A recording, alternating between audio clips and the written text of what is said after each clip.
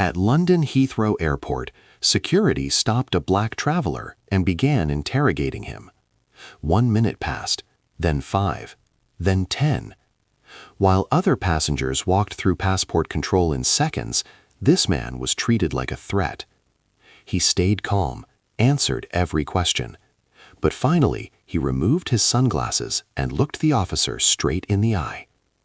In that moment, the guard's face turned pale, because the man he had just interrogated for 10 minutes was Muhammad Ali. For 10 long minutes, a security officer at London Heathrow subjected a traveler in a low-polled baseball cap to relentless questioning. 10 minutes. 10 minutes of clipped demands for extra papers. 10 minutes of sharp, suspicious interrogation. 10 minutes of treating one passenger like a looming threat, while white travelers in the same line drifted through passport control with little more than a smile and a stamp. The man under scrutiny was Muhammad Ali. He was traveling quietly after a fight, keeping a low profile. But the officer either didn't recognize him or simply didn't care. All the guards seemed to notice was a young black man in plain clothes, and apparently that alone was reason enough for extra suspicion. Ali answered every question with steady patience. He produced every document requested. He kept his voice measured and polite, even as the interrogation edged further into the absurd. But after 10 minutes of this treatment, his patience reached its limit. He slowly removed his sunglasses. Then he fixed the officer with a direct, unwavering gaze and asked a simple question. "Do you know who I am?" The guard studied his face, and suddenly the color drained from it. Because in that instant, the realization hit him like a shockwave. He had just spent 10 minutes racially profiling Muhammad Ali. London Heathrow Airport, October 1974.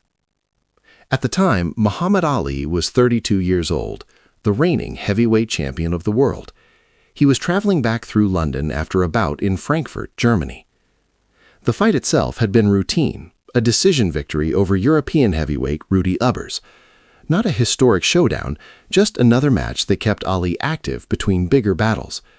From Frankfurt, Ali was heading home to the United States. Years of global fame had taught him a useful trick. Sometimes anonymity was the only way to move through an airport without chaos.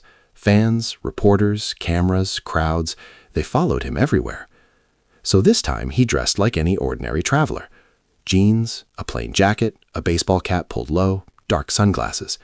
No gold chains, no flamboyant suits, nothing flashy. Just another passenger trying to get home. Heathrow was its usual whirlwind that day. Thousands of international travelers moving through passport control. The lines stretched long, the pace brisk but impersonal, the familiar machinery of a massive airport doing what it always did. Ali stepped into the queue at passport control, about 20 passengers back. He wasn't rushing. His connecting flight to New York still had time. For once, he was invisible beneath the brim of his cap and those dark glasses. Just another man waiting his turn. The officer at the booth Ali eventually approached was named Thomas Crawford. Crawford was in his late 40s and had spent 12 years working at Heathrow. He prided himself on being vigilant, sharp-eyed, alert, good at spotting suspicious travelers. At least, that's what he told himself. But Crawford's instincts had been shaped by assumptions he likely never questioned, biases so deeply embedded that he mistook them for simple intuition. If asked directly, he would have insisted he wasn't prejudiced. He would have said he treated everyone equally, that he merely trusted his gut. Yet his gut had a pattern, and that pattern often pointed suspicion toward people who looked like Muhammad Ali. Young, black, casually dressed, not wearing the polished attire of a businessman or the relaxed confidence of wealthy tourists. To Crawford, that combination meant scrutiny. Ali watched the passengers ahead of him glide through the line. An elderly white American couple approached the booth. Crawford smiled warmly, stamped their passports, and said, "Welcome to the United Kingdom. Enjoy your stay." 30 seconds. Next came a middle-aged British businessman. A glance, a stamp, "Thank you, sir." 20 seconds. Then a young Australian woman traveling alone. Stamp, "Enjoy London." 15 seconds. A white family with 2 children stepped forward. Crawford grinned at the kids, cracked a joke, stamped all 4 passports. 45 seconds. The pattern was unmistakable. White passengers received smiles, efficiency, and the benefit of the doubt. Their presence felt normal, expected. Then Ali stepped forward. "Passport," Crawford said. His tone had changed. Not openly hostile, but colder, guarded. Ali handed over the passport. Crawford opened it, glanced at the photograph, then looked up at Ali's face. partially obscured by those dark sunglasses. Remove your sunglasses. Ali lifted them briefly so the officer could see his face, then slid them back down. Crawford studied the passport again. The name printed inside Muhammad Ali, occupation boxer. But the name meant nothing to him, or perhaps he simply wasn't paying attention. "What's the purpose of your visit to the United Kingdom?" Crawford asked calmly. "I'm in transit," I replied calmly, "flying to New York."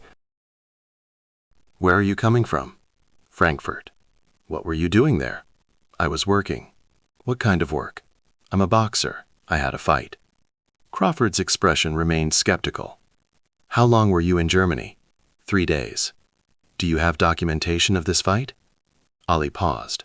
That question was unusual. Passport control rarely demanded proof of employment for a traveler simply passing through. "I have my passport," he said evenly. "That's the documentation required." "I'll determine what documentation is required," Crawford replied stiffly. "Do you have proof of where you stayed in Frankfurt?" Ali glanced over his shoulder at the growing line. Passengers were starting to shift impatiently. "I have a hotel receipt in my bag," he said, "but I don't understand why you need it. I'm just transiting." Crawford gestured toward a side area. "Sir, I'm going to need you to step aside." Ali looked at him, then at the businessman waiting behind him. "Why?" "Secondary inspection." "I've provided my passport." "Step aside, sir." Crawford's hand drifted toward his radio. The message was subtle, but unmistakable. Ali exhaled slowly and stepped aside. He didn't want a scene, not yet. The next passenger, a white businessman who had been standing behind Ali, stepped forward. Crawford glanced at his passport. Stamp. "Thank you." Less than 30 seconds. Ali watched. 5 minutes had already passed. Now he stood in the secondary inspection area while Crawford processed other passengers one by one. White couple, stamp. White family, stamp. Young backpacker, stamp. Ali, the heavyweight champion of the world, stood waiting. 5 more minutes passed, 10 minutes total. Finally, he'd had enough. Ali walked back toward the booth. "Excuse me," he said. His voice carried a calm edge that those who knew him understood well.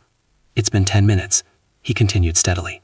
"I've shown my passport, I've answered your questions, and I've watched you process 20 white passengers while you've kept me standing here." Crawford looked irritated. "Sir, I told you to wait. I'm asking why." Passengers nearby began to notice the exchange. Crawford straightened. "Remove your hat and sunglasses completely." Ali paused. Then he slowly removed his cap. Next, the sunglasses. He stood there, face fully visible. Crawford looked up. And finally, recognition struck. Muhammad Ali, the most famous boxer on earth, a face known across continents. The officer's complexion turned pale. "You're Muhammad Ali," Ali finished calmly. "The man you just treated like a criminal while 20 white passengers walked through." Silence filled the booth. A supervisor arrived moments later. "What's going on here?" Crawford couldn't answer. The supervisor recognized Ali immediately. "Mr. Ali, I sincerely apologize for this treatment." Ali's voice stayed calm. "Except I just watched it happen." The supervisor took the passport and stamped it immediately. "Please proceed." Ali placed his cap and sunglasses back on and walked toward baggage claim. Behind him, the supervisor began a very serious conversation with Thomas Crawford. Within minutes, the story rippled through the terminal. Airport workers whispered. Passengers talked. Muhammad Ali had been racially profiled at passport control. 2 days later, Crawford was dismissed from his position.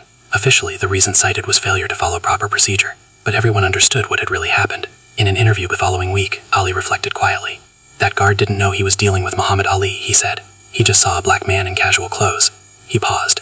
"That happens to black people every day. The only difference is, when it happened to me, people paid attention." "That happens to black people every day," Muhammad Ali said quietly during an interview a week later. "In airports, in stores, walking down the street. The only difference is that when it happened to me, people noticed." He leaned back in his chair, calm but unmistakably firm. "And I hope they keep noticing. Because what happened to me happens to people who don't have my platform every single day." The incident at London Heathrow Airport quickly became more than just an embarrassing moment for one security officer.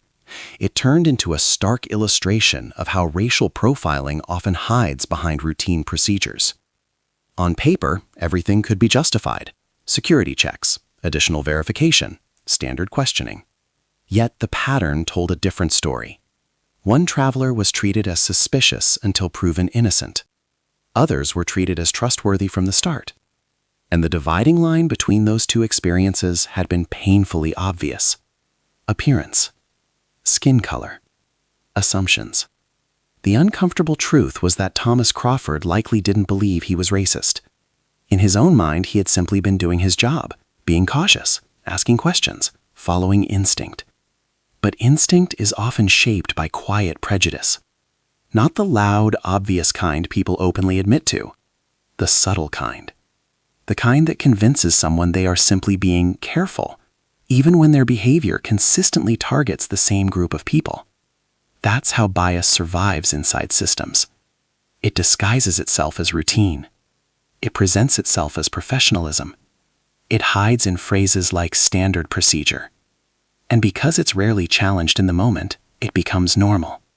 What made the Heathrow incident different was that Muhammad Ali refused to let it pass silently. He didn't shout. He didn't threaten. He simply forced the situation into the open. He asked questions. Clear questions. Direct questions. Questions that made the unequal treatment impossible to ignore. And when he removed his cap and sunglasses, revealing the most recognizable face in boxing, the illusion collapsed instantly. Suddenly the situation was visible. The same behavior that might have gone unnoticed with an unknown traveler was now undeniable. Witnesses saw it. Staff members heard about it. Conversations spread across the terminal like sparks catching dry grass. By the time Ali reached baggage claim, airport employees from other sections were already approaching him. Some offered quiet apologies. Others simply looked embarrassed. A few passengers who had watched the exchange walked over to shake his hand. Some asked for autographs. Others told him they had seen what happened and felt uncomfortable watching it unfold. For many of them, it was the first time they had actually witnessed racial profiling in real time. Not as an abstract idea, not as a newspaper headline, but as a human interaction happening right in front of them. That visibility mattered, because experiences like Ali's were not unusual for black travelers in the 1970s. In fact, they were painfully common. The difference was that most of those incidents never reached public attention. Most people simply endured them, quietly. They stepped aside when told, answered questions, waited longer than everyone else, and then they moved on, because challenging the system often made things worse. Ali, however, had something very few others possessed: a global voice. His refusal to quietly accept the treatment turned a routine airport encounter into a public conversation about bias. News outlets soon picked up the story. Commentators debated it. Some defended the guard, arguing that security officers had to be cautious. Others pointed out the obvious disparity that witnesses had described. Ali himself kept his response measured. He wasn't interested in personal revenge. What mattered to him was the lesson. He explained it plainly during another interview. When someone treats you unfairly, he said, you don't always have to fight them. Sometimes you just make them look at what they're doing. He paused, then added softly, truth can be louder than anger. In the years that followed, the Heathrow incident continued to circulate as a quiet but powerful example of how everyday discrimination operates. Not through dramatic confrontations, but through small decisions, small assumptions, small moments where one person receives suspicion while another receives trust. Moments that often pass unnoticed unless someone stops and asks the right question. And on that October afternoon in 1974, standing at a passport control booth in London, Muhammad Ali did exactly that. One simple question. Do you know who I am? The answer changed everything. Not because he was famous, but because for once, the system was forced to see the bias it usually ignored.